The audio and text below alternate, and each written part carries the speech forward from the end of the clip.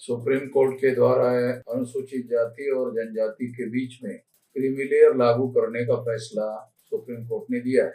ये फैसला भविष्य में आ सकता है।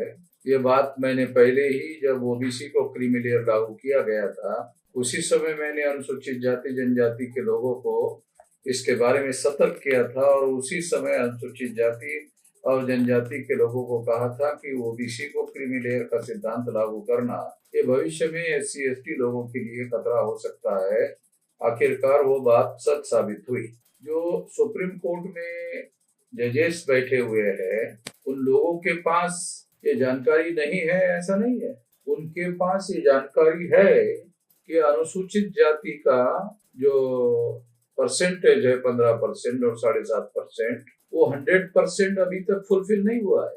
100% फुलफिल होने के बाद क्रीमी लेयर लागू करने का तर्क संभव हो सकता था, मगर ये 100% 15% जो कोटा है वो फुलफिल नहीं हुआ, 7.5% का फुलफिल नहीं हुआ। उसके पहले ही क्रीमी लेयर लागू करना ये सिद्ध करता है कि क्रीमी लेयर के आधार पर जो सीटें खाली रहेगी, उन सीटों पर जनरल कैटेगरी के लोगों को भर्ती करने का मौका सरकार को उपलब्ध हो जाएगा। ये असल में एक तरह से SC ST OBC के आरक्षण को नुकसान पहुंचाने का और उनका कोटा फुलफिल होने से रोकने के षड्यंत्र का हिस्सा है। और ये फैसले देने वाले जो जजेस है वो केवल अपने जाति वर्गों का हित ध्यान में रखते हुए ऐसा कर रहे हैं। ऐसा उनके फैसले को पढ़ने के बाद ऐसा लगता है। उन्होंने उस वर्ग का ध्यान नहीं रखा। उनके पास डाटा भी है, सरकार के पास का डाटा वो मंगा सकते थे और उनको जानकारी हो सकती थी कि उनका कोटा 100% अभी तक फुलफिल नहीं हुआ और वो ऐसा स्टैंड ले सकते थे, न्यायपूर्ण स्टैंड ले सकते थे कि जब तक 100% कोटा पूरा नहीं होता तब तक क्रीमी लेयर लागू नहीं किया जा सकता। दूसरी महत्वपूर्ण बात यह है कि सुप्रीम कोर्ट के इस फैसले से भारत के अंदर रहने वाले नागरिकों के बीच में भेदभाव हो गया है। वो भेदभाव क्या है? जैसे ब्राह्मण, क्षत्रिय और वैश्य जाति के लोगों को, अगर वो ऊंचे जाति के लोग हैं तो उनको ये क्रीमी लेयर लागू नहीं है। वो क्रीमी लेयर का ही वर्ग है, उनको क्रीमी लेयर लागू नहीं है। उनको आर्थिक मानदंड लागू नहीं है।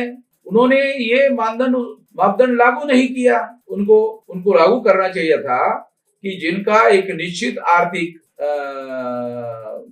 कैपेसिटी है, ऐसे लोगों को सरकारी नौकरियों में बिल्कुल जगह नहीं होगी, ऐसा निर्णय होना चाहिए था। अगर वो ऐसा करते तो वो जो सक्षम लोग हैं वो दूसरे तरह अपने लिए रास्ते खोल सकते थे, उनके पास सक्षमता है। मगर उन्होंने SC ST के लिए, OBC के लिए ऐसा लागू किया और उन लोगों को खुला छोड़ दिया। यानी उनके अंदर जो आर्थिक दृष्टि से बहुत संपन्न लोग हैं उन लोगों को अलाउ कर दिया। तो जो ब्राह्मण, क्षत्रिय, वैश्य लोग हैं उनके साथ और कंपेयर करो SC ST OBC के साथ, तो ये भेदभाव किया गया है ऐसा लगता है। सुप्रीम कोर्ट ऐसा निर्णय दे सकता था कि ये सभी लोगों को क्रीमी लेयर लागू करो, ब्राह्मण, क्षत्रिय, वैश्यों को भी लागू करो। ऐसा करने से समानता के सिद्धांत का उल्लंघन नहीं होता, मगर इस निर्णय ने समानता के सिद्धांत का भी उल्लंघन किया जो भारत के संविधान ने गारंटी देने का काम किया है। ऊंची जाति को क्रीमी लेयर में आने के बावजूद भी उनको किसी प्रकार का बंदिश नहीं है। अगर मान लो अनुसूचित जाति और जनजाति के लोगों के अंदर से क्रीमी लेयर डिलीट कर दिया गया, अगर ऐसा कर दिया गया तो फिर सवाल खड़ा होगा कि अनुसूचित जाति और जनजातियों का कोटा पूरा करने के लिए गुणवत्ता धारक लोग कहां से मिले? जो अनुसूचित जाति के अंदर ज्यादा से ज्यादा पिछड़े वर्ग के लोग हैं, क्या वो मैट्रिक तक अपना एजुकेशन पूरा कर पा रहे हैं? तो एजुकेशनल क्वालिफिकेशन में डिलीट हो जाएंगे, मेरिट में डिलीट हो जाएंगे और इस तरह से पहले से 15% और 7.5% का कोटा जो पूरा नहीं हो रहा था वो और अधूरा रह जाएगा। और जो अधूरा रह जाएगा वो ऊंचे जाति के ब्राह्मण, क्षत्रिय, वैश्य को उसकी भरपाई करने का मौका मिलेगा। ये निर्णय उचित नहीं है, इसे नहीं माना जा सकता। तो ये दो सिद्धांत, मतलब आप गुणवत्ता धारक भी आपको चाहिए और आपको क्रीमी लेयर भी चाहिए। ये दो सिद्धांत कॉन्ट्राडिक्टरी है।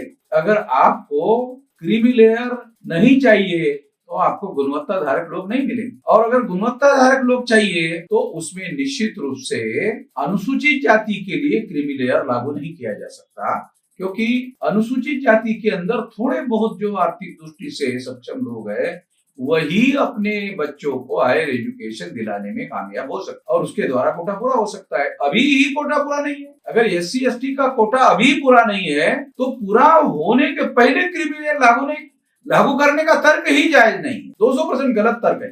ये फैसला न्यायपूर्ण नहीं है, इसको माना नहीं जा सकता। मैं भारत सरकार को अनुरोध करता हूं इस फैसले को मानने से इनकार कर। यदि सरकार इनकार नहीं करती है तो उसके विरोध में हम भारत बंद का ऐलान करेंगे और पूरी संगठित शक्ति इस काम के लिए लगाएंगे।